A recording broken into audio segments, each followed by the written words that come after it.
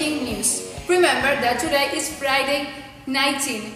That's why you shouldn't get up to your seat, because today we're going to talk about international news. Our people want to know, and for that reason we made a review about the information received for the main agencies of the world.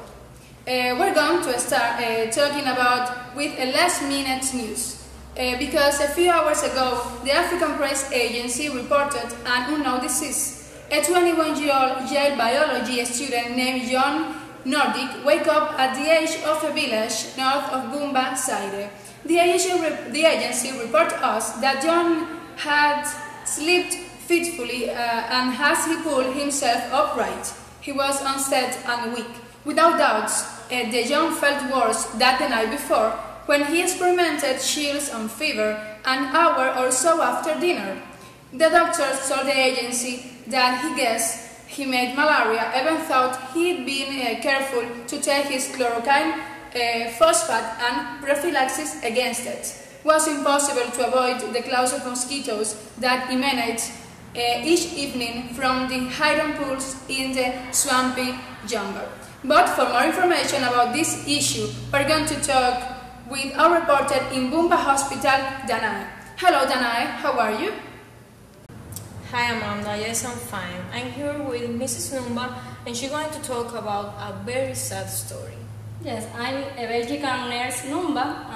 I'm very sad because unfortunately I had to offer medical attention to John Nordyke, who after his arrival to our hospital was glad that he'd been silent since he soon was feeling better.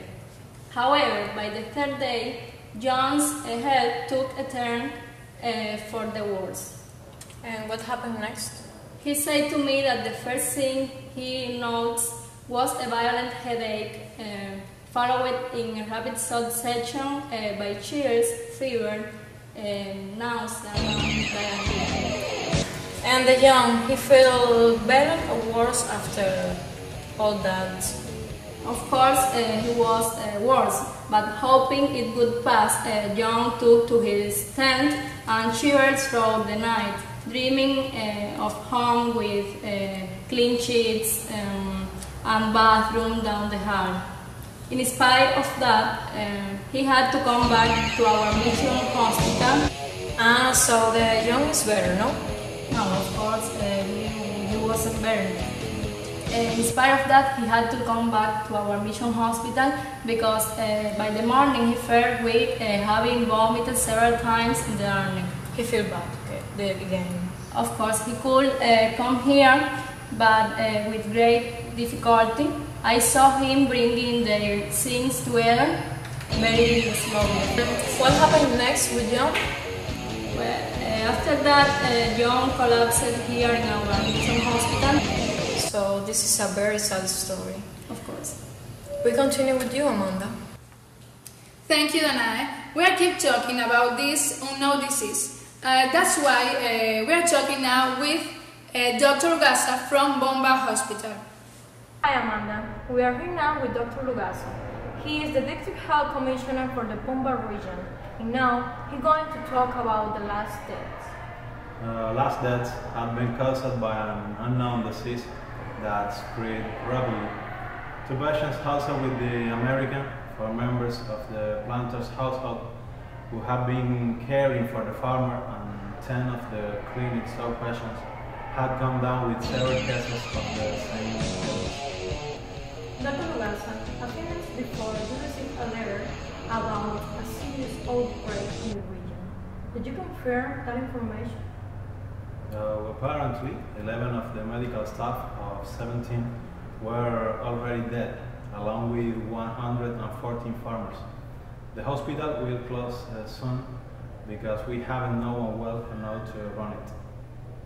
Okay, thank you, doctor. You're welcome. Well, now we're going to hear the explanation from the official voice of Health Department, Mrs. Smith. The Yambubu virus was isolated almost simultaneously at the 3 international laboratories. It was noted to be structurally similar to the Marburg virus first since in 1967. in a fatal outbreak in laboratory workers handling green monkeys from Uganda. The new virus, considered more virulent than Marburg, was named Ebola after the river Ebola north of Bumba. It was thought the most deadly microorganism since the bubonic plague. This is all information that we have for now. Thank you, Amanda. Thank you so much to Mrs. Smith for this useful explanation. And with this interview, we finish our program of today. Remember that we are Breaking News, and we have a date with you the next Friday. Goodbye.